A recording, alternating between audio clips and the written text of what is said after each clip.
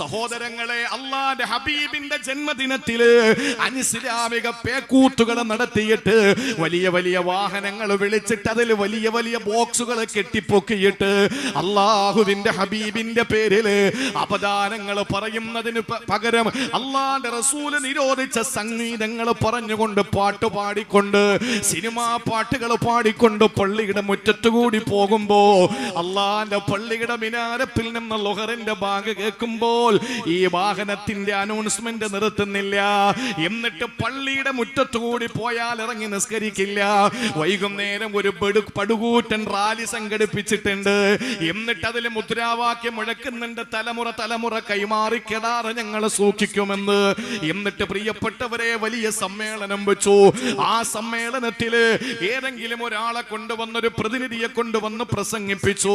ഇതിനിടയിൽ എത്രയോ ലിറ്റർ കള്ളു കുടിച്ചു. എന്നിട്ട് അല്ലാഹുവിന്റെ ഹബീബിന്റെ ജന്മദിനത്തിന്റെ പേരിൽ വാഹനങ്ങളെ തടഞ്ഞു നിർത്തിയിട്ട് പിരിവെടുത്തു. എന്നിട്ട് ആളുകളെ പറയിപ്പിക്കുന്ന രീതിയിൽ എന്തിനാടോ റസൂലുള്ളാഹിന്റെ പേരിൽ ജന്മദിനമാഘോഷം എന്ന പേരിൽ കാട്ടിക്കൂട്ടുന്ന പേക്കോത്തുകള്? ഒരു ഭാഗത്ത് നബിദിനാഘോഷം വേണ്ടയെന്ന് പറയുന്നവര്, മറുഭാഗത്ത് അതിര് കടന്നു പോയിട്ട് ഇസ്ലാമിനെ പറ്റി മോശമായി ജനങ്ങളുടെ ഇടയിൽ, പൊതു സൊസൈറ്റിയിൽ, പൊതു സമൂഹത്തിന്റെ പ്ലാറ്റ്ഫോമില് അള്ളാന്റെ ഹബീബിനെ ഇകഴ്ത്തി കാണിക്കുന്നതിന് വേണ്ടിയിട്ട് പേക്കോത്തുകൾ നടത്തുമ്പോ അള്ളാഹ് പറയുകയാണ്, ഭിന്നിച്ചു പോകരുതേ നിങ്ങള്. അള്ളാഹു ഏകനാണ്, റസൂല് ഒരാളാണ്, കഅബ ഒന്നാണ്, ഖിബില ഒന്നാണ്, ഖുർആൻ ഒന്നാണ്. പിന്നെ എന്തിന് നിങ്ങൾ ഭിന്നിക്കണം? വിശുദ്ധമായ റമദാൻ എത്തുമ്പോ തറാവീഹിന്റെ പേരില്, രാത്രിയുടെ നിസ്കാരത്തിന്റെ പേരില് എന്തിന് നിങ്ങൾ ഭിന്നിക്കണമെന്ന് അല്ലാഹുവിന്റെ ഖുർആൻ ചോദിക്കുന്നുണ്ട്. അതുകൊണ്ട് സഹോദരങ്ങളെ, അല്ലാഹ് പറയുന്നു, അൻ അഖീമുദ്ദീൻ വലാ തതഫറഖൂ ഫീ. നിങ്ങൾ ഭിന്നിക്കാൻ പാടില്ല, നിങ്ങൾ ഒരുമിച്ച് നിൽക്കണം, ഒറ്റക്കെട്ടായി നിൽക്കണം. ഇത് അല്ലാഹുവിന്റെ വിശുദ്ധ ഖുർആനാണ്. തുറന്ന് പറയാൻ നമുക്ക് കഴിയണം. ആ ഒരു വിശാലമായ ചിന്ത. നമ്മൾ പറയുന്നത് എന്താ? ഓ, അള്ളാന്റെ റസൂല് പറഞ്ഞില്ലേ, പല കൂട്ടരുണ്ടാവും, അതിൽ ഒരാൾ മാത്രമേ സ്വർഗത്തിൽ പോവൂ. അപ്പൊ അത് ഉണ്ടാവണ്ടേ ഉസ്താദേ? എന്തിനാ നമ്മൾ ഉണ്ടാക്കാൻ നടക്കുന്നത്? നമ്മളെ ജോലി ഉണ്ടാക്കലാണോ? എന്തിനാ നമ്മൾ ഉണ്ടാക്കാൻ നടക്കുന്നത്? നമ്മൾ ചോദിക്കുന്ന ചോദ്യം ഇതാണ്. നിസാരമായി ഒരു മഹല്ലത്തിൽ പോലും വിവിധ സംഘടനകൾ പലതും ആവട്ടെ, നല്ലതാണ്. സംഘടനകൾ ഒത്തിരി ഉണ്ടാകുന്നത് നല്ലതാണ്. ഏറ്റവും ലേറ്റസ്റ്റ് ആയിട്ട് ഒരു ഉദാഹരണം പറഞ്ഞു തരാം. ഇപ്പോ ചൂരൽമലയിലും അതുപോലെ തന്നെ മേപ്പാടിയിലും അതുപോലെ മുമ്പ് കവളപ്പാറയിലും ഒക്കെ ദുരിതമുണ്ടായി. ആ പ്രളയം ഉണ്ടായപ്പോൾ കേരളത്തിന്റെ തെക്കേ ജില്ലയായ നമ്മുടെ ഈ ഭാഗത്ത് നിന്ന് എത്രയോ ടൺ കണക്കിന് ഭക്ഷണ സാധനങ്ങൾ, എത്രയോ ചാക്കരി, എത്രമാത്രം ഡ്രസ്സ്, ഇതെല്ലാം നമ്മൾ കൊടുത്തുവിട്ടു. എങ്ങനെയാ കൊടുത്തുവിട്ടത്?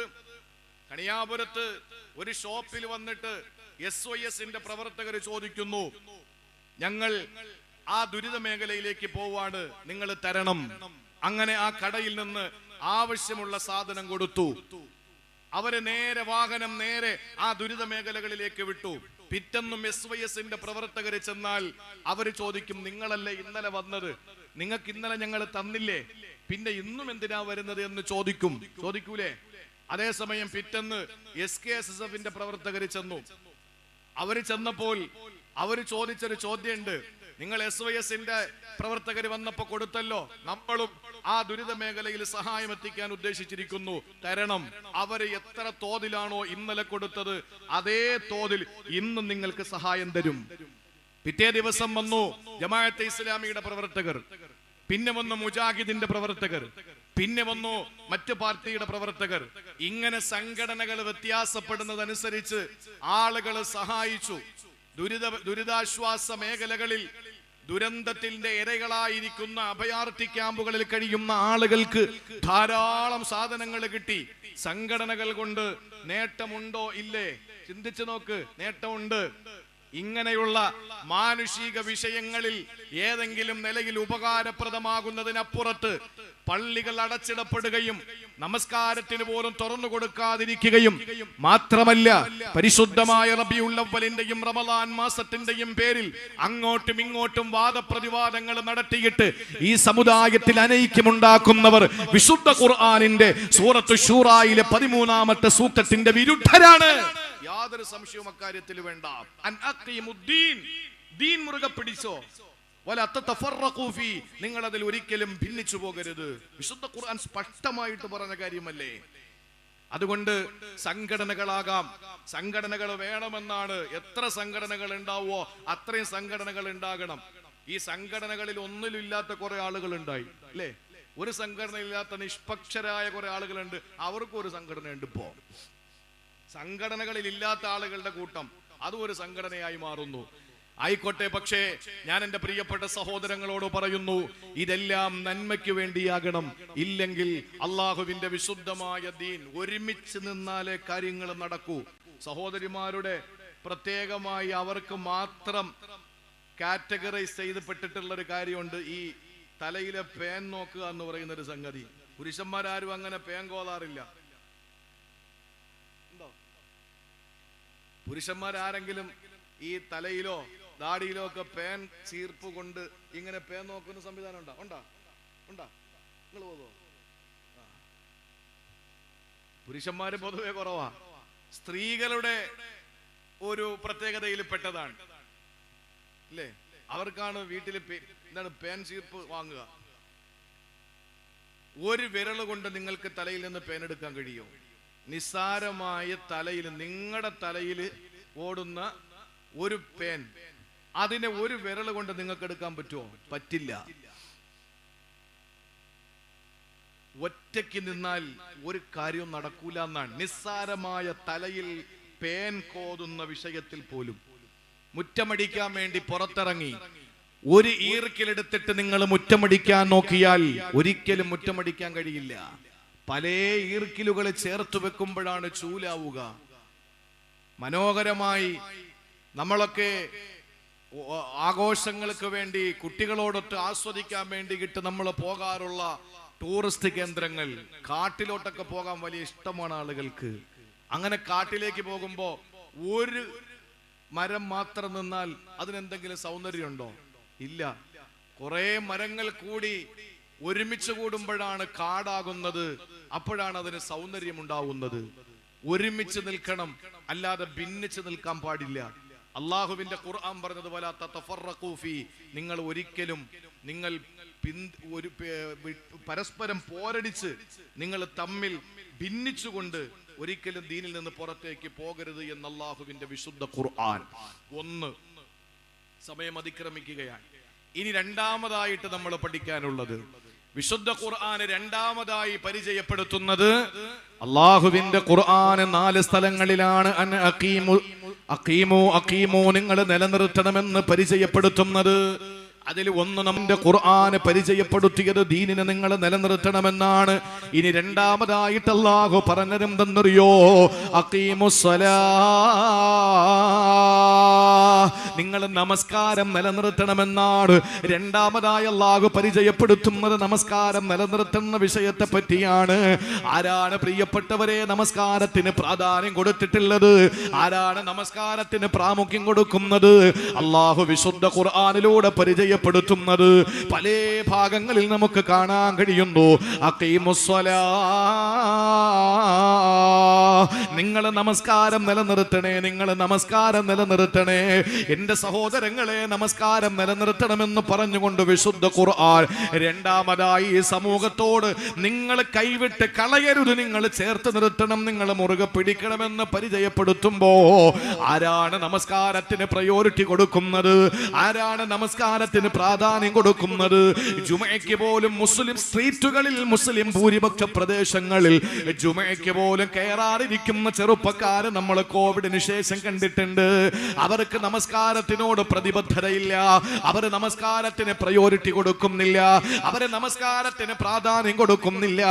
ഒരു ചെറിയ തലവേദന വന്നാ പിന്നെ നിസ്കാരമില്ല, ഒരു പനി വന്നാൽ പിന്നെ നമസ്കാരമില്ല, ഒരു ജലദോഷം വന്നാൽ പിന്നെ സുജൂദ് ചെയ്യാൻ ബുദ്ധിമുട്ടാണെന്ന് പറഞ്ഞിട്ട് നിസ്കാരം ഉപേക്ഷിക്കുകയാ.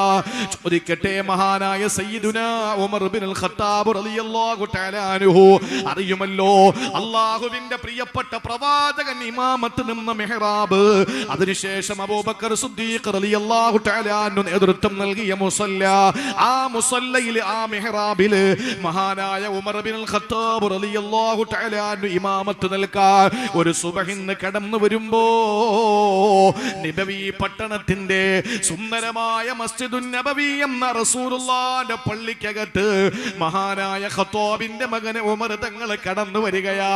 സഹോദരങ്ങളെ, ഇമാമത്ത് നിൽക്കാനാണ്.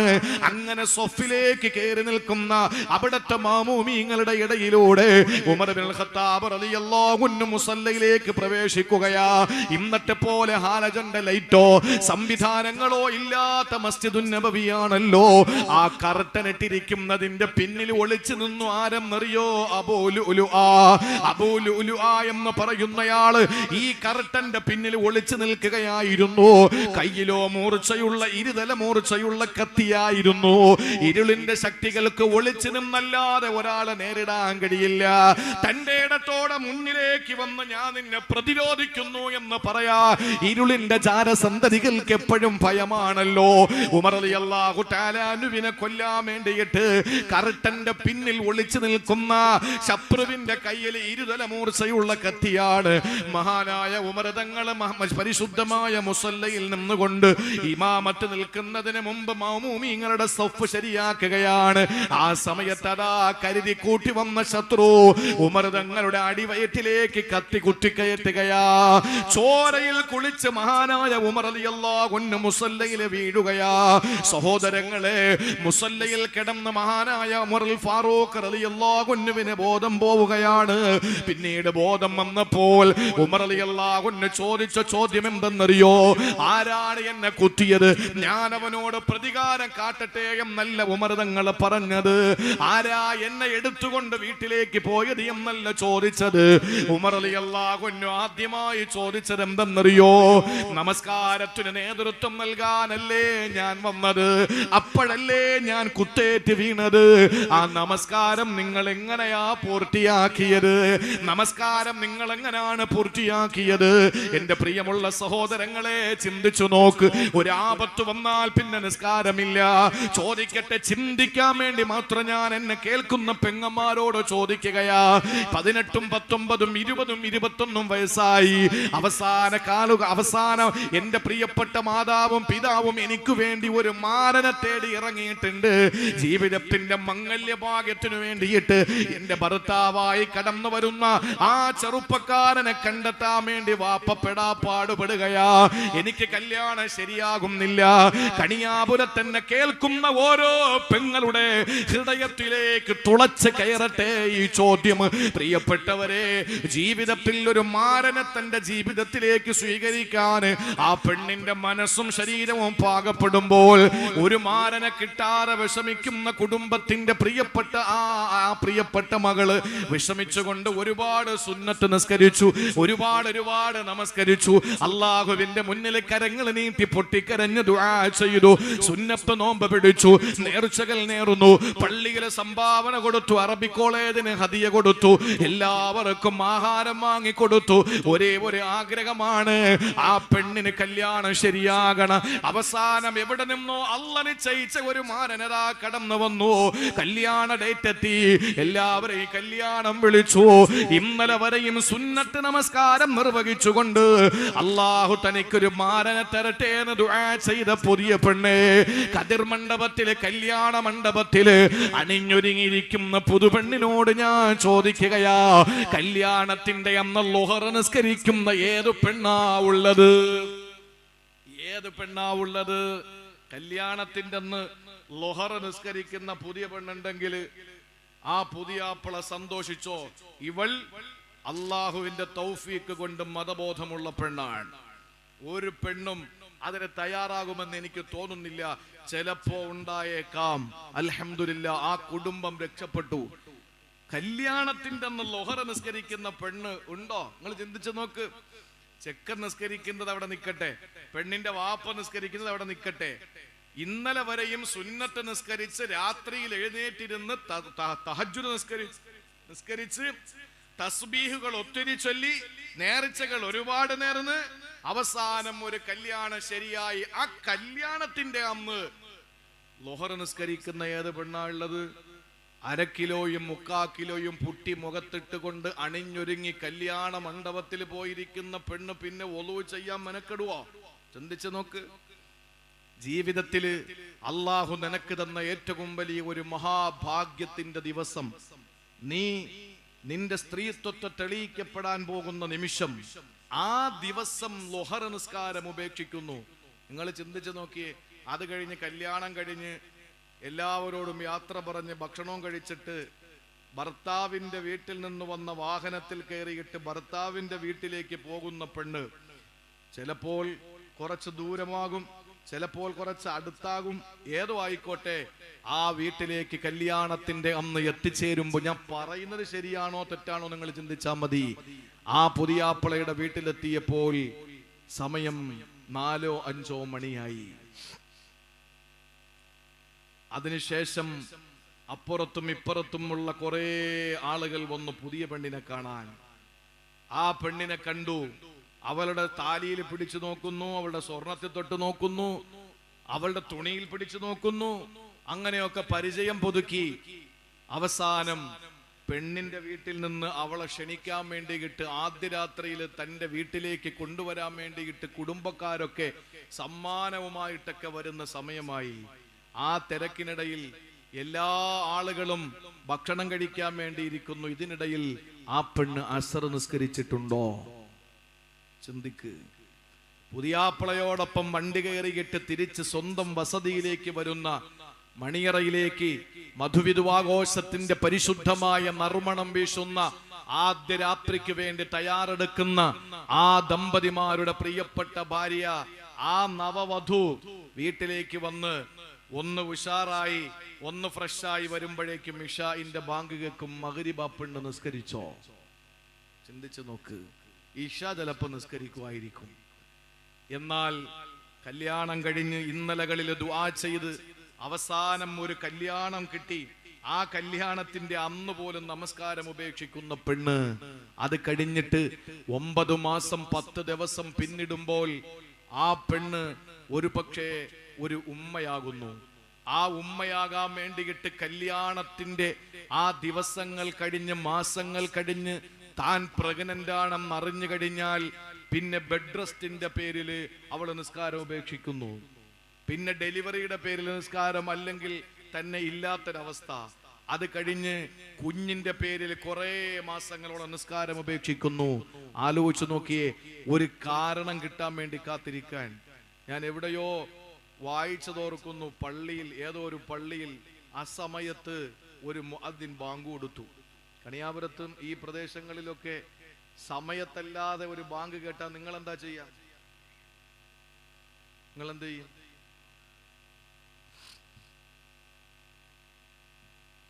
പണ്ട് കാലങ്ങളിലൊക്കെ നമ്മൾ കേട്ടിട്ടുള്ളതാണ്, പല പള്ളികളിൽ നിന്നും അസമയത്ത് ബാങ്ക് കേട്ടിട്ടുണ്ട്. ആ സമയത്ത് ബാങ്ക് കേൾക്കുന്നത് എന്തോ ഒരു ദുരൂഹതയാണെന്ന് മനസ്സിലാക്കിയിട്ട് ആളുകൾ നേരെ പള്ളിയിലേക്ക് അങ്ങ് പോകും. അതല്ലേ ചെയ്യുന്നത്? എന്തോ ഒരു അപകടം മണക്കുന്നു. പള്ളിയിൽ നിന്ന് അസമയത്ത് ബാങ്ക് കേട്ടു. പള്ളിമുറ്റത്ത് ജനനിബിഡമായി. ആളുകളൊക്കെ പള്ളിയിലേക്ക് ഓടി വന്നു. നാട്ടുകാര് മുഅദ്ദിൻ നോക്കുമ്പോ ഇത്രയും ആളുകൾ ഈ മഹല്ലിൽ ഉണ്ടോ എന്ന് അപ്പോഴാണ് അയാൾ കാണുന്നത്. പെരുന്നാളിന് പോലും ഇത്രയും ആൾക്കൂട്ടം കണ്ടിട്ടില്ല. കാരണം ഇവിടെ ഇപ്പൊ പെൺകുട്ടികൾ പെണ്ണുങ്ങളും ഒക്കെ വന്നിട്ടുണ്ട്. എന്താ സംഭവം എന്ന് കാണാൻ വേണ്ടിയിട്ട് ഓടി വരിക കൗതുകത്തോടു കൂടി.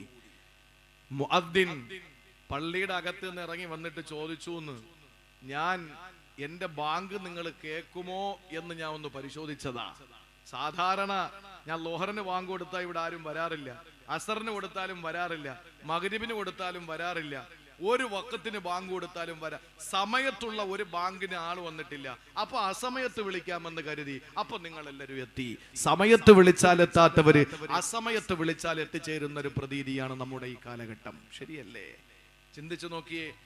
ഈ പള്ളികളിൽ ബാങ്ക് കൊടുക്കുമ്പോ പള്ളിയുടെ മുറ്റത്ത് നിന്നാൽ പോലും നമസ്കരിക്കാൻ കയറാത്ത, അല്ലെങ്കിൽ പള്ളിയിലേക്ക് നമ്മളൊന്ന് പോയി ആ പള്ളി നമസ്കാരം കൊണ്ട് അള്ളാഹുവിന്റെ പള്ളിയെ ഹയാത്താക്കാൻ കഴിയാത്തവർ, ആ ഒരു നിലയിലേക്ക് നമ്മൾ മാറി എന്ന് പറയുന്നത്, നമസ്കാരം എന്ന് പറയുന്ന നിങ്ങൾ മുറുകെ പിടിക്കണമെന്ന് അള്ളാഹ് പറഞ്ഞതിനെ നമ്മൾ ഒഴിവാക്കിയതിന്റെ ഏറ്റവും പ്രകടമായ തെളിവല്ലേ?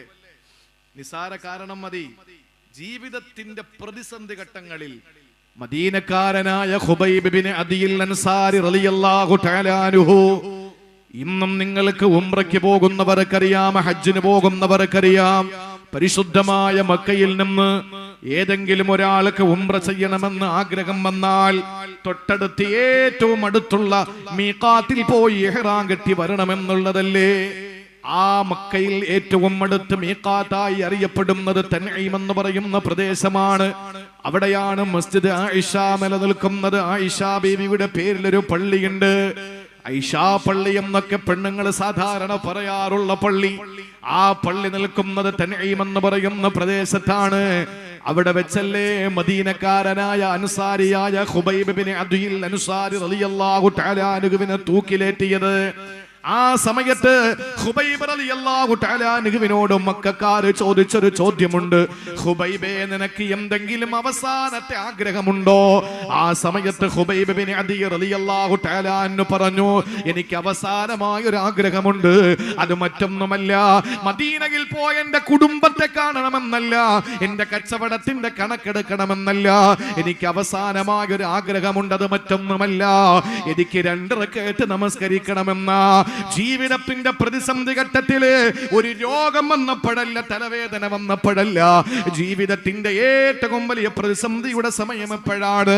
താൻ അടുത്ത നിമിഷം കൊല്ലപ്പെടുമെന്നുള്ള ഘട്ടം വരുമ്പോ എന്താണ് അഭിലാഷമെന്ന് ചോദിക്കുമ്പോ, നമ്മളാണെങ്കിൽ ദുർബലരായ നമ്മളാണെങ്കിൽ അവരെ കാൽക്കൽ വീഴൂലേ, എന്നെ വെറുതെ വിടണേ, അതാണ് എന്റെ ആഗ്രഹം. അല്ലെങ്കിൽ കൊല്ലാ തീരുമാനിച്ചിട്ടുണ്ടെങ്കിൽ നമ്മൾ പറയുന്നത് എന്താണ്? എന്റെ പൊന്നുമക്കളെ ഞാൻ ഒന്നുകൂടി കണ്ടോട്ടെ, എന്റെ ഭാര്യയെ ഞാൻ ഒന്നുകൂടി കണ്ടോട്ടെ, എന്റെ പ്രിയപ്പെട്ടവളെ ഞാൻ ഒന്നുകൂടി നോക്കിക്കോട്ടെ എന്ന് പറഞ്ഞിട്ട് എന്റെ കുടുംബത്തെ, എന്റെ കുടുംബമേ, എന്റെ മക്കളെ എന്ന ചിന്തയിൽ ഞാനും നിങ്ങളും മാറുമെങ്കിൽ, ഖുബൈബ് ബിൻ അദിൽ റളിയല്ലാഹു തആല അൻഹു പറഞ്ഞത് എനിക്ക് 2 റക്അത്ത് നമസ്കരിക്കണമെന്നാണ്. ചരിത്രം വിശാലമാണ്, ഞാൻ അതിലേക്ക് പോകുന്നില്ല. ഖുബൈബ് തങ്ങൾക്ക് പെർമിഷൻ കൊടുത്തു, നമസ്കരിച്ചോ.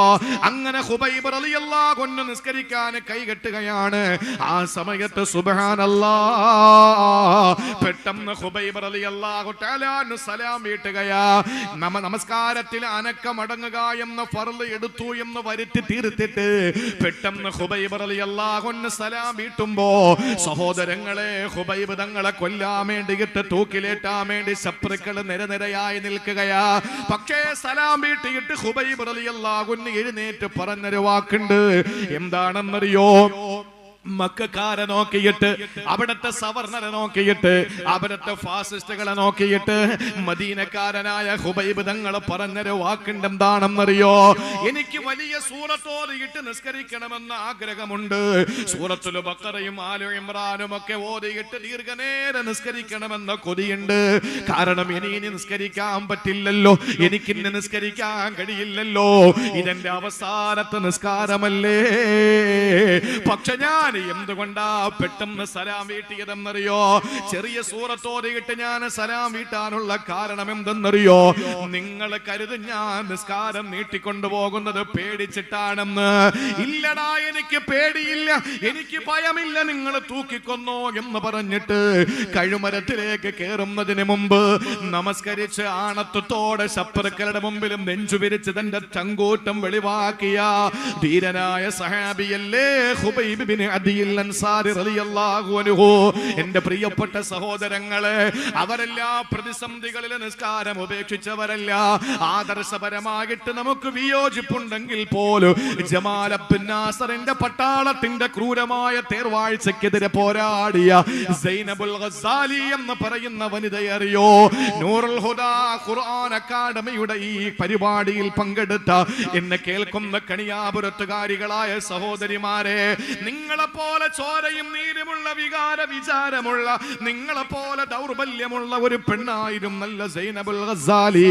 എന്റെ ജയിൽ അനുഭവങ്ങൾ എന്ന് പറയുന്ന സൈനബുൽ ഗസാലിയുടെ ഗ്രന്ഥത്തിൽ കാണാൻ കഴിയുന്നത്, ജമാൽ അബ്ദുൽ നാസറിന്റെ ക്രൂരമായ പട്ടാളത്തിന്റെ തേർവാഴ്ചക്കെതിരെ പോരാടിയപ്പോ അള്ളാഹുവിന്റെ പരീക്ഷണം വന്നത് സൈനബുൽ ഗസാലിയെ ജയിലിലടയ്ക്കുകയാണ്.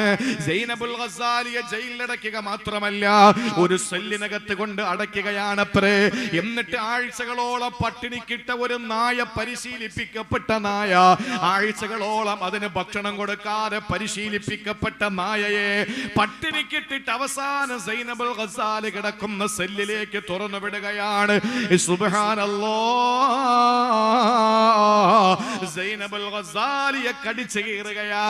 ഇന്നും നമ്മൾ കണ്ടില്ലേ സഹോദരങ്ങളെ, നമ്മൾ കാണുന്നില്ലേ ഫലസ്തീനിലെ പാവപ്പെട്ട ഒരു ഉമ്മയുടെ അടുക്കലേക്ക് ഇസ്രയേൽ എന്ന കിരാതന്മാരുടെ, ലോകം കണ്ട ഏറ്റവും വലിയ ഭീകരന്മാരായ ഇസ്രയേൽ ഭീകരന്മാരുടെ പേ പിടിച്ച പട്ടിയെ, പാവപ്പെട്ട ഫലസ്തീനിയെ ഉമ്മയുടെ അടുക്കലേക്ക് പറന്നുവിട്ട് മാന്തിപ്പറിച്ചത് ഗോണ്ടനാമയിലും അങ്ങനെ തന്നെ, അബൂ ഖുറൈബിലും അങ്ങനെ തന്നെ.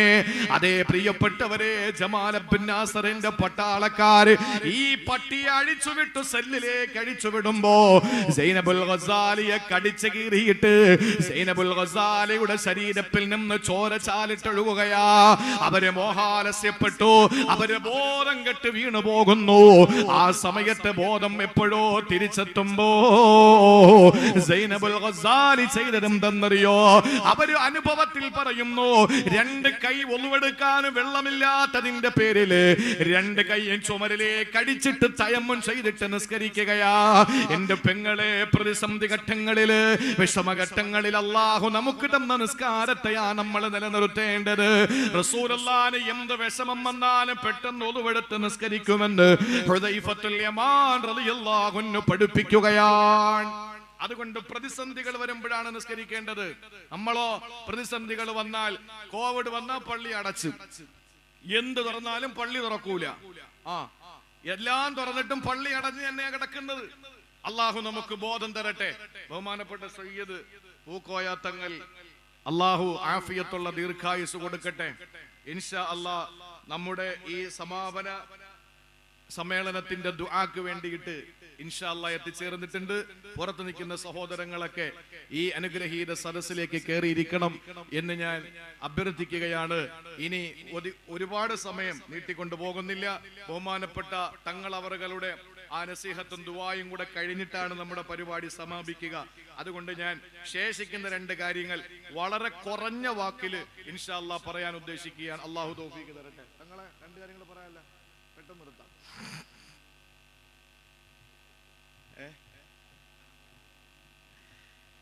അതുകൊണ്ട് മനസ്സിലാക്കി, ഖുർആന നമ്മോട് പറഞ്ഞത് നിങ്ങൾ മുറുകെ പിടിക്കണം, വിട്ടുകളയരുത്, നിങ്ങൾ നിലനിർത്തണം. ഇത് അള്ളാഹു അല്ലേ പറയുന്നത്, നമ്മളെ സൃഷ്ടിച്ച അള്ളാഹ്.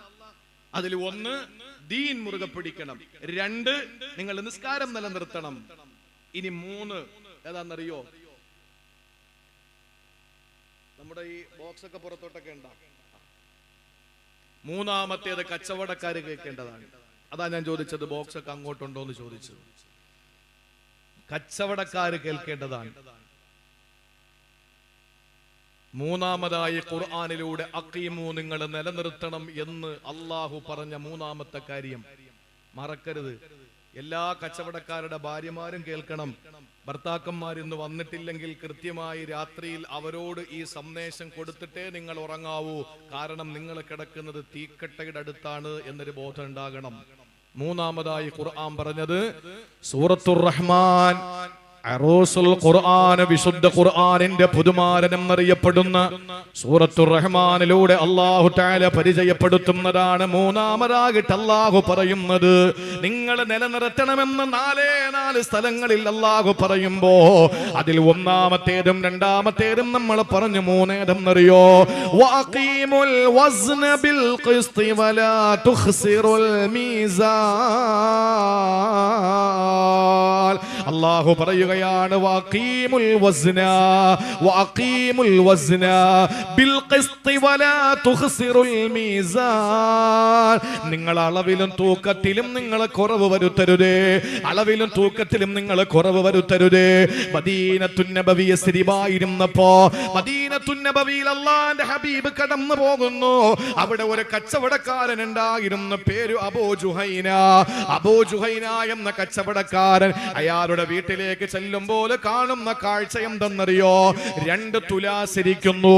റസൂല് ചോദിച്ചു, അബൂ ജുഹൈന എന്തായി 2 തുലാസ്? മഹാനവറുകളോട് ആ അബൂ ജുഹൈന എന്ന കച്ചവടക്കാരൻ പറഞ്ഞു, ഒന്ന് ഇങ്ങോട്ട് തൂക്കിയെടുക്കാൻ, മറ്റൊന്ന് അങ്ങോട്ട് തൂക്കിക്കൊടുക്കാൻ. ഞാൻ കച്ചവടക്കാരനാണല്ലോ, ഇങ്ങോട്ട് തൂക്കിയെടുക്കുന്നത് ഈ തുലാസിലാണ്, അതിൽ അങ്ങോട്ട് തൂക്കി കൊടുക്കാൻ പറ്റൂല, ഞാൻ പട്ടിണിയായി പോകും. അതുകൊണ്ട് അങ്ങോട്ട് അളന്ന് കൊടുക്കാൻ മറ്റൊരു തുലാസ് ഞാൻ വെച്ചിട്ടുണ്ട്. മഹാനായ നബി സല്ലല്ലാഹു അലൈഹി വസല്ലമ തങ്ങളുടെ മുഖം വിവരണമായി അവിടത്തെ നെറ്റിട്ടടം വിയർത്തു. എന്തുകൊണ്ട്? ചരക്കുമായി മക്കയിൽ നിന്ന് മദീനയിൽ കച്ചവടത്തിന് വന്നത് കൊണ്ടല്ല.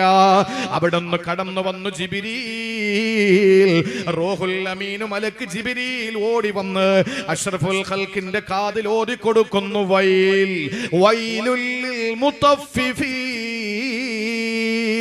അളവിലും തൂക്കത്തിലും കുറവ് വരുത്തുന്നവർക്ക് സർവനാശമാണ്. എന്നിട്ട് അല്ലാഹ് ആ രീതി ഒന്ന് പരിചയപ്പെടുത്തുകയാ. ഇതൊക്കെ അല്ലദീന ഇതൊക്കെ താലൂ അലന്നാസി യസ്തൗഫൂൻ. ഇങ്ങോട്ട് അളന്നെടുത്ത് അങ്ങോട്ട് കാശ് കൊടുക്കുന്ന കാര്യങ്ങളുണ്ടല്ലോ, അത് യസ്തൗഫൂൻ പൂർത്തീകരിച്ചെടുക്കുന്നവരാ. കുരുമുളക് എടുക്കുന്നവര്, റബ്ബർ ഷീറ്റ് എടുക്കുന്നവര്, മലഞ്ചരക്ക് എടുക്കുന്നവര്, കാർഷിക ഉൽപ്പന്നങ്ങൾ എടുക്കുന്നവര്, ഇങ്ങോട്ട് തൂക്കി എടുത്തിട്ട് അങ്ങോട്ട് കാശ് കൊടുക്കുന്നതൊക്കെ യസ്തൗഫൂൻ, വളരെ പൂർത്തീകരിച്ചെടുക്കും. എന്നാൽ ഇങ്ങോട്ട് കാശ് വാങ്ങി അങ്ങോട്ട് കൊടുക്കുന്ന പഞ്ചസാരയാകാം, അരിയാകാം, സ്വർണമാകാം, മറ്റേതുമാകാം, തടിയാകാം, തുണിയാകാം, അല്ല പറയുന്നു വൈദാ കാലൂഹും ഔ വസനൂഹും യുഖ്സിറൂൻ. അങ്ങോട്ട് കൊടുക്കുന്നതിൽ കുറവ് വരുത്തുന്നവര്, അങ്ങോട്ട് കൊടുക്കുന്നതിൽ കുറവ് വരുത്തുന്നവര്. അലാ യളുന്നു ഉലൈക അന്നഹും മബ്ഊസൂന ലിയൗമിൻ അളീം.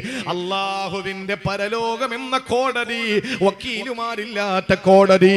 അല്ലാഹു തന്നെയാണ് ചീഫ് ജസ്റ്റിസ്, അല്ലാഹു തന്നെയാണ് ജഡ്ജ്. അവിടെ ഒരു വക്കീലുമാരില്ല, അവിടെ സാക്ഷികളും വാദികളും പ്രതികളും മാത്രമേ ഉള്ളൂ. ആ കോടതി ആർക്കും കാശ് കൊടുത്തിട്ട് സ്വാധീനിക്കാൻ പറ്റാത്ത കോടതിയാ. ആ കോടതിയിൽ നിന്ന് നീതിയല്ലാതെ മറ്റൊന്നും ഉണ്ടാകൂല. അനീതിയുടെ യാതൊരുവിധ ഒരു ലാഞ്ചന പോലും വരാത്ത കോടതി. ആ കോടതിയിൽ ഇവർ എത്തപ്പെടുമെന്ന ബോധം ഇവർക്കില്ലയോ? അള്ളാന്റെ മുമ്പിൽ ജനങ്ങളൊക്കെ നിൽക്കേണ്ടി വരുമെന്ന ബോധം ഇവർക്കില്ലയോ? സഹോദരങ്ങളെ, ചിന്തിച്ചു നോക്ക്. ഇങ്ങോട്ട് തൂക്കിയെടുക്കുമ്പോ പൂർത്തീകരിച്ചെടുക്കുക, അങ്ങോട്ട് കൊടുക്കുമ്പോ കുറച്ചു കൊടുക്കുക. ഇത് അള്ളാന്റെ ഖുർആൻ പരിചയപ്പെടുത്തുന്ന കച്ചവടക്കാരാ. അതുകൊണ്ട് എത്ര വലിയ നിസ്കാരമുള്ളവനാണെങ്കിൽ നിസ്കാരത്തിന്റെ തഴമ്പ് നെറ്റിത്തടത്തിൽ അടുപ്പിന്റെ 3 കല്ല് പോലെ പൊന്തി നിൽക്കുകയാ. കണങ്കാലിന് മുകളിൽ മുണ്ട് കയറ്റി കൊടുത്തിരിക്കുകയാ. ഒരു വിരലിൽ സലാത്തിന് പ്രത്യേക കൗണ്ടർ, മറ്റൊരു വിരലിൽ ദിക്റിന് പ്രത്യേക കൗണ്ടർ. പക്ഷെ ആളുകളോട് കച്ചവടം ചെയ്യുമ്പോ കാപട്യം കാണിക്കുന്ന കച്ചവട ഫാസിസത്തോട് അല്ല പറയുകയാണ്, അരുതരുതേ. വഖീമുൽ വസ്ന ബിൽ ഖിസ്തി വലാ തുഖ്സിറുൽ മീസാൻ.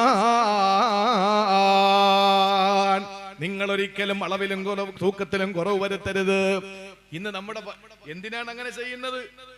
എന്തെങ്കിലുമൊക്കെ കുറവ്, ഒരു ചെറിയ കൺകട്ട് വിദ്യയിലൂടെ കുറച്ചിങ്ങോട്ട് എടുത്തു വെച്ചിട്ട് അങ്ങോട്ട് കൊടുക്കുന്നവരുടെ ചിന്ത മോളെ കെട്ടിക്കാനുണ്ട്, മോന് അഡ്മിഷൻ വാങ്ങാനുണ്ട്, ഭാര്യയ്ക്ക് ആശുപത്രി കാണിക്കാനുണ്ട്, അതുകൊണ്ട് ഞാൻ ഇങ്ങനെയൊക്കെ ചെയ്തല്ലേ നടക്കുള്ളൂ എന്ന് ചിന്തിക്കുന്നവരോട് എനിക്ക് പറയാനുള്ളത്, മഹാനായ ഇമാം ഹാക്കിം ഉദ്ധരിക്കുന്ന ഹദീസിൽ കാരുണ്യത്തിന്റെ പ്രവാചകൻ എന്ന മഹാനായ നബി സല്ലല്ലാഹു അലൈഹി വസല്ലമ തങ്ങൾ ലോകത്ത് പഠിപ്പിച്ചത് വലം യൻഖുസുൽ മിഖ്യാല വൽ മീസാന, അളവിലും തൂക്കത്തിലും കുറവ് വരുത്തുന്നവർ ഇല്ലാ ഉഖിദു ബിസ്സിനീൻ, അവർക്ക് ക്ഷാമമല്ലാതെ ഒന്നും വരില്ലെന്ന് മുഹമ്മദ് മുസ്തഫ. എത്ര വലിയ ലാഭം ഉണ്ടാക്കാൻ വേണ്ടി നീ കച്ചവടത്തിൽ തിരിമറി കാണിച്ചാൽ മോനെ നിനക്ക് വരുന്നത് ക്ഷാമമാണ്, തീരുന്നില്ല. അല്ലാഹുവിന്റെ റസൂല് പറയുന്നു വശിദ്ദത്തുൽ മുഅ്ന, വല്ലാത്ത ചെലവായിരിക്കും നിനക്കുണ്ടാവുക. ചെലവ് കൂടുതലാണ്. നമ്മൾ പറയുന്നു ചെലവ് കൂടുതൽ. എന്താ കാരണം? നീ കച്ചവടം നടത്തുമ്പോ നീ കച്ചവടത്തിൽ കാണിച്ച കൃത്രിമം, ആ ഒരൊറ്റ കാരണം കൊണ്ട് അള്ളാഹു നിനക്ക് തന്ന ദുനിയാവിലെ ശിക്ഷയാണ്. ഒന്ന് ക്ഷാമം, രണ്ട് അധിക ചെലവ്, ശക്തമായ ചെലവ്. ഇനി മൂന്നാമത്തത് കേൾക്കണോ? അള്ളാന്റെ റസൂല് പറഞ്ഞു സുൽത്താനി അലൈഹിം, നിന്നെ ഭരിക്കുന്ന ഭരണാധികാരികൾ മനുഷ്യത്വം മരവിച്ചു പോയവരാ. നമ്മൾ പറയാറുണ്ടല്ലോ ഇവരൊക്കെ എന്താ ഉദ്ദേശിക്കുന്നത്, അക്രമകാരിയായ ഭരണാധികാരികൾ. നമ്മൾ പറയാറുണ്ട് അസം സർക്കാർ ആ നിയമസഭയിലെ MLA-മാർക്ക് ഒരിക്കൽ പോലും ജുമുഅ നമസ്കാരത്തിന് പെർമിഷൻ കിട്ടാതിരിക്കാത്ത കാലബിന്ദലകളിൽ ഉണ്ടായിരുന്നു. അസം സർക്കാർ പുതിയ തീരുമാനമെടുത്തിരിക്കുന്നു. ആ ജനപ്രതിനിധികൾക്ക് ഇനി ജുമുഅ നമസ്കാരം അവർ ബാൻ ചെയ്തിരിക്കുകയാണ്.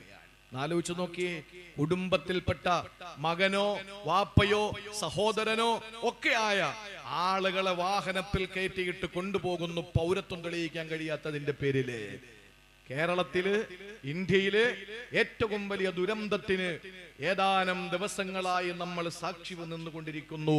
ആ ദുരന്തത്തിന്റെ പര്യവസാനം എന്താകുമെന്ന് നമുക്ക് ഇപ്പോഴും ചോദ്യചിഹ്നമാണ്. അത് വഖഫ് വിഷയമാണ്. ചിന്തിക്കണം, എന്താ വഖഫിന്റെ കാര്യം എന്താണെന്നറിയോ? പുതിയ തീരുമാനം വരാൻ പോകുന്നത്, ഏതെങ്കിലും ഒരു ഭൂമി, ഈ ഭൂമി ഇപ്പൊ ഈ സ്ഥലം എന്റേതാണെന്നിരിക്കട്ടെ, ഞാൻ കണിയാപുരം പള്ളിക്ക് വേണ്ടി വിട്ടുകൊടുത്തു. ഞാൻ പറഞ്ഞു വഖഫ്തുലില്ല, ഇത് ഞാൻ അള്ളാഹ്ക്ക് വേണ്ടി വഖഫ് ചെയ്തിരിക്കാൻ. ഈ ഭൂമിയിൽ നിങ്ങൾ കെട്ടിടം കെട്ടിയിട്ട് വേണമെങ്കിൽ അതിന്റെ റെന്റ് നിങ്ങൾ പള്ളിയുടെ കാര്യത്തിന് വേണ്ടി എടുത്തോ, ഞാൻ വിട്ടുകൊടുത്തു. ഇത് വഖഫ് ഭൂമിയാണ്.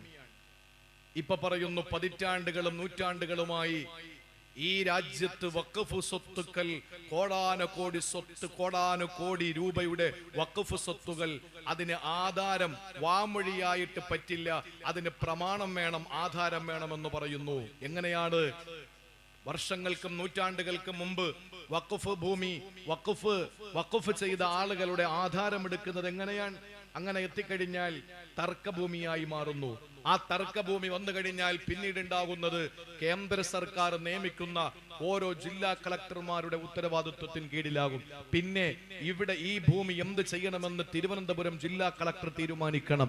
അങ്ങനെ ഫൈസാബാദ് ജില്ലാ കളക്ടർ തീരുമാനമെടുത്തതാണ്. KK നായർ എന്ന് പറയുന്ന ജില്ലാ കളക്ടർ എടുത്ത അന്നത്തെ തീരുമാനമാണ് ഇന്ന് ബാബരി മസ്ജിദ് എന്ന് പറയുന്ന രക്തസാക്ഷി. നമ്മൾ മനസ്സിലാക്കേണ്ട വിഷയമാണ്.